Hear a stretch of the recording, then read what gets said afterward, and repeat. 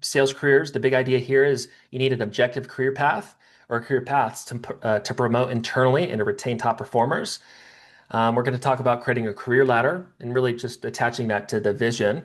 And then we're going to talk about what it looks like to advance reps into maybe sales leadership or whatever the role that they're transitioning into is. And we'll finish up with this topic, on discussing communicating it in the recruiting and management process. The big focus here is map ladders with clear criteria to make advancement objective. Okay. Like we talked about when creating the vision, it needs to be objective so candidates in the recruiting process believe it. The same thing goes with the advancement opportunities that exist within that vision. It's the same thing here. So first, now that you guys have context of the vision, the example vision that we did earlier for the company that was scaling 5 million bucks in revenue with a 250K, average revenue. Well, they were scaling from 5 million, 250K in revenue, or scaling to 5 million. They were doing 250K going to 5 million. We called it just 5 million in revenue that they needed to scale over, 3 years per their goals. We also assumed, that their conservative rep quota was 250K. And this ultimately meant that they need 25 sales reps doing the minimums to scale $5 million in revenue. And then we went through the process of understanding the leadership structure, et cetera, and we came up with this org chart: VP of sales, and then we had our 5 sales managers, right? Sales manager 1, 2, 3, 4, 5, and then our 5 reps, right? In this hypothetical example, we said each manager is going to manage 5 reps. Most teams will have, 5 to 10 reps in them. In rare cases, more. But in this example, we said it's 1 sales manager for every 5 reps. And therefore, if we have 25 reps, we're going to need 5 sales managers to support our future plans. And then those five sales managers are going to have to report to somebody. Once you're at that scale, they're not reporting to ownership anymore. So you're probably going to have an executive leader, and we call that a VP of sales. And we came to the conclusion in that vision that there's ultimately 6 opportunities here outside of the core sales position that we're recruiting into. Okay. And all the language I'm using is not going to perfectly align with your model, but you get it. And so we have 6 opportunities here. Now, in the recruiting process, like we talked about, is we're recruiting into that vision, but the cherry on top to really make this thing objective for higher quality candidates in the recruiting process is to also make the paths into specific roles objective. So as an example, if I came through your recruiting pipeline and you pitched me your vision, and it was one of the core things that I was excited about in your pitch, well, for me, I'm either interested in this or this. Okay, so you've gotten me maybe halfway, and I've came to the conclusion, oh, what I like about this opportunity is they have really big plans for growth. And as it stands right now, it's only the owner, and there's 6 other opportunities that exist. And that's ultimately what I want. Although I know I need to start in these sales roles first. So as a candidate, for me personally, I'm looking at these other opportunities above the sales role, and I want to hunt after that as soon as I possibly can. And so you've kind of half sold me on that there's a plan for growth, and that's objective based on your revenue growth goals. But the last thing to do is to say, hey, not only do we have objective plans for growth as a company, but when you get inside and you're a sales rep, you know exactly what you need to do here. From here to move to this, it's a system that you follow. And if you execute the system, you qualify for the position. And if you're one of the first few sales managers to earn that role, you'll know exactly what you need to do from sales manager to VP. And that'll be objective, meaning that it's equal opportunity for everybody. Meaning if you do A, B, and C over XYZ amount of time, you're going to be the person that earns that role. That's kind of the idea of S11 sales careers. So first you want to go, what is our actual org chart? So you have to start with S10 sales vision to understand your org chart. And then S11 is career paths. So in this example, we've identified there's a couple of advancement opportunities. There's rep to sales manager, and there's sales manager to VP. So there's ultimately 2 layers of advancement that we need to outline for this opportunity. Okay. And that's the second kind of step in this portion of the training today is we have, and yours will be different, but we have sales into sales management per this illustration. And then we also have sales management into VP. And that is aligned with our hypothetical org chart. So the second step is after identifying what opportunities exist and writing that down, it's then creating the actual path, which is really important. And so if I'm a rep and I come on board and I'm interested in one of the opportunities in the future, whether it's like this and I'm transitioning to sales management or potentially a VP role, or if the org chart looks different and I'm advancing from setter to closer, closer to manager, whatever it is, I need to know exactly what I need to do to accomplish that. So that's kind of the second tip. So every advancement process is going to be unique, but I'm going to talk about what's most common for clients, and that's ultimately taking a sales rep and transitioning them into sales leadership. That's the most common path of advancement for a small business because most of them need leadership. Well, that along with transitioning a setter into a closer, but for the sake of illustration today, we will use an example of advancing a sales rep into sales manager. Okay, and just kind of help you understand the timeline and some of the, activity and production requirements to be able to do that in general. And you can match this to your opportunity later. Just a side note, at least the way that we look at it, in about 90+% of cases, it does not make sense to recruit somebody outside of the organization to come in as a sales manager. If you do that, you're definitely going to have to pay a salary and a competitive salary to get somebody decent. But the problem is, you know, probably two, three of the first candidates you put into that role are not going to fulfill exactly what you need, meaning that you're still cycling through high salaried sales managers that you thought were a fit, but they end up not being a fit, and therefore you have to cycle in more later anyways. And it ends up being a 6 to 12 month process of paying a salary to find the right person, hopefully. And so it's really financially risky. And the problem is even if somebody comes on board, if like as an example, if you recruit me outside of your organization and you pay me 150K plus commission and overrides and equity, and I come on and I can even execute in a position, which is great. Well, what if you don't even like working with me? Right? That's not a great thing too. And so ownership, executive leadership, you should like your team on top of them being able to execute in the position. And when you hire outside sales leadership, it still takes 2 to 3, 4 people in most cases um, to find the right ones, which means you're taking 6 to 12 months to go through that process anyways and wasting a bunch of money. And there's also the risk of them not being the perfect fit long term. And so we are, as it relates to advancement for sales leadership, we are highly bought in to letting a rep earn the opportunity later for the reasons we'll talk about here in a second. But timelines for taking a sales rep into sales management, and again, just to get a little bit focused here, the second thing that we're doing today in terms of this sales careers topic, S11, is after we understand our vision and we've identified what advancement opportunities exist within our vision, then we need to create objective career tracks for each one of those roles. Okay, very important. When you get a candidate who's excited about the vision for the company in your one-on-one interviews and they ask, what does it look like to advance from sales rep into sales leadership or whatever the advancement opportunity that they're sold on, you need to be able to show them objectively, here's what it is. It's a process internally, equal opportunity for everybody. So as an example, sales rep to sales manager is usually a 6 to 12 month process. For most organizations, it's going to be 6 months. Okay. It may be 12 months if you have a highly technical B2B long sales cycle type of opportunity. Okay.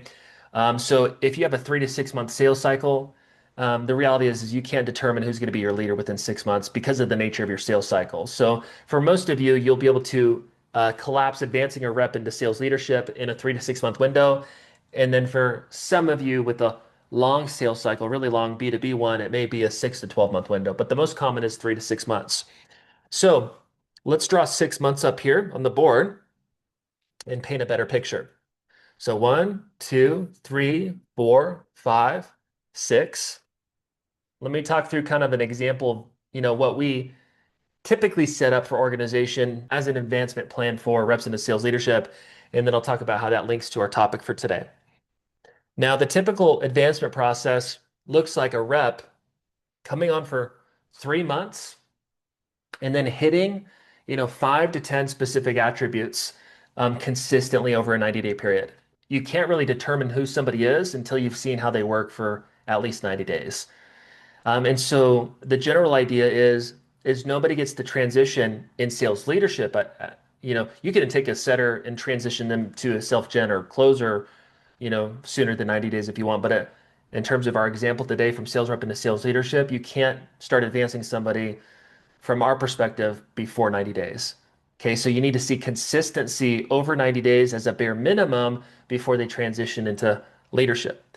So the idea is if you're the rep, it's, hey John, what it looks like to transition into leadership with us is you start as the rep, and then you come on board, and we want to see you operate in this specific way consistently over 90 days.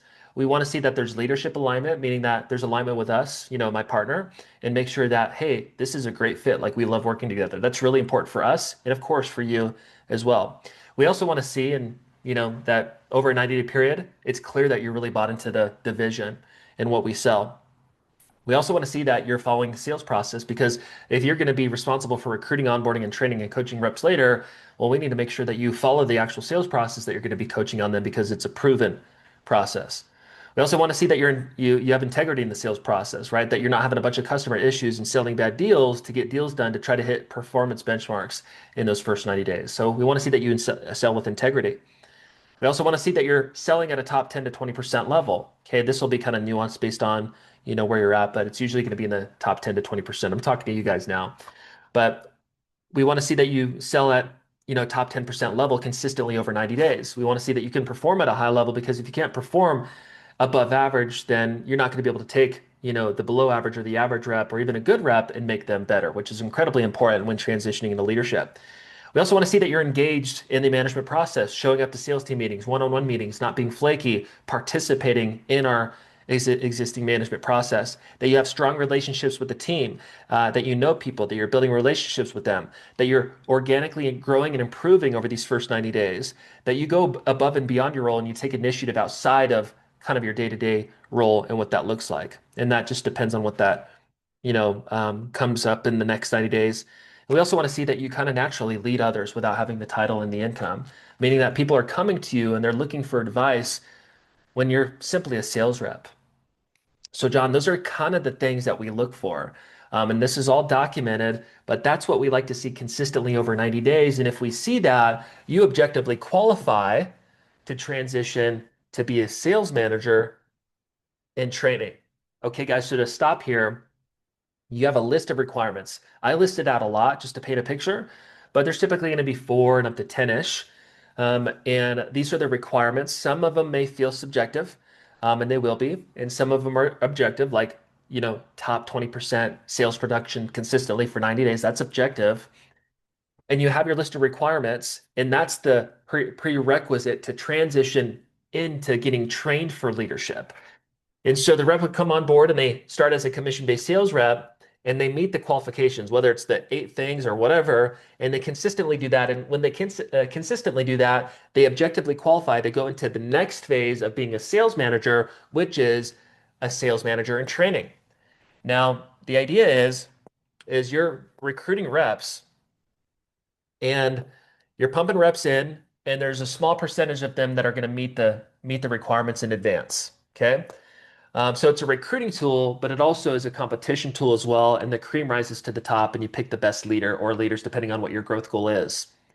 But when they meet the qualifications in the first 90 days, unless you have a 6 to 12 month roadmap, this is a 3 to 6 month one, then they objectively qualify to be a sales manager in training. And then you spend the following months 4, 5, and 6 delegating leadership responsibilities to them. Sales team meetings, one-on-one meetings, recruiting, onboarding, coaching, field training, whatever it is. And so you don't do everything at once, but you slowly baby step it and give them responsibilities. A couple responsibilities in month 4, a couple responsibilities in month 5, a couple responsibilities in month 6. And by the end of month 6, they've proven themselves as a rep and being the right person to transition as a sales manager in training. They've done that by month 3, and then in months 4, 5, and 6, they've removed all the leadership responsibilities to the executive sales leader or owner, like again, meetings, recruiting, onboarding, reporting, whatever it is. And This is the 6 month process. And so in month four, they're not doing it full time. Maybe they're helping out 10 hours a week, right? If they're transitioning as a commission-based sales role and they're starting to reduce their personal commissions because they're helping you with leadership responsibilities, then you don't transition them to 40 hours because if you do that, their income dies too much, but also they're not ready to take on all the other responsibilities. And that would be too much of a shock for the existing team. You slowly delegate responsibilities over a 3 month period and get the current team used to it, but also slowly get them ramped up in all the skill sets that they need to execute as a leader. And that's roughly 90 days. And so you pump reps in. A rep earns the right to transition as a sales manager in training, and then you slowly delegate responsibilities to them over 90 days, 10 hours a week, 20 hours a week, 30 hours a week. And then by the end of 6 months, they're 40 hours plus a week as the sales leader with the full comp plan, whatever that is. The reason I wanted to cover this first is this kind of gives you context of how we think through hiring a leader. When they get here, this is kind of where the comp starts, but it really depends. You can have an all commission type of opportunity if they're immediately getting a good amount of overrides here, and that override plus whatever their current production is at least 75% of what their personal sales production income was. That's an important note. If somebody transitions from sales rep into sales leadership and their income gets cut in half and they're also dealing with people, they're going to want to go back. And so as you make a transition from a rep going into leadership, the compensation structure needs to support them not getting reduced down to any more than 75% than what it was before. So meaning that if I was making, 20 grand a month as a rep, 75% would be at least 15 grand as I start to transition. But ideally, in my first 3 to 6, 12 months as a leader, I'd be able to surpass my income as a rep in the ideal scenario. Can't always do that, but that's kind of the idea. And whatever that looks like, whether it's all commission, small salary plus commission, high salary, that depends on the company, the budget, the sales model, the candidate, what they're, comparing the opportunity to. So there's a lot of nuances there. Um, but the overall goal is, making sure the income's good as they transition. Okay. If overrides is enough and they're going to have a great experience, then that's great. If a small salary helps as they take on small responsibilities, or if the salary picks up, or if they get a small salary here, and then it picks up a little bit here, and it picks up a little bit here, and then they have the full salary after 6 months, that's cool. But the main point is they're transitioning from making good money if they were in the top 10 to 20% of sales, and you don't want them to drop below 75%. In a perfect world, it stays better, but that's really difficult to do. If I step away from selling and I'm helping build the company, there's typically a dip that happens. You just don't want the dip to be too bad. And you want to make sure their experience during that dip is as good as possible, meaning that you don't push everything in the world onto them during that transition. It's a slow co-management experience, and you're kind of there side by side, shoulder by shoulder, helping them take that on. And this is feels a little bit slow, right? 6 months, but this is the right way. Because if I come on board and I meet all the qualifications perfectly, and then I take on responsibility slowly, and then I'm fully trained on executing not only in the sales role, but in the management function by the end of 6 months, this allows executive leadership or ownership to truly step away for the most part and have the sales manager independently run and grow the team without them. That's the ideal. But hopefully that's helpful. So every one of your positions in the org chart, okay, if it's rep to leadership, or if it's setter to self-gen rep to closer taking leads, or rep to leadership, or leadership to regional sales manager, or regional sales manager to VP of sales, whatever it is, ideally there's objective paths into those positions. So I know, okay, for me to go from a setter to this role, I need to do this, and this over a 90-day period or 2 month period, whatever, and I earn the position. From self-gen rep into closer, I need to do this, and this over a 2 month period and I earn the position, etc. So you want that to be objective. That will positively impact the recruiting process. So if I'm the candidate again, I come through, I get sold on the vision, and then I get incredibly sold because, man, not only do you have a really exciting vision, but this is very clear on what I need to actually do day by day, week by week, month by month to get this position.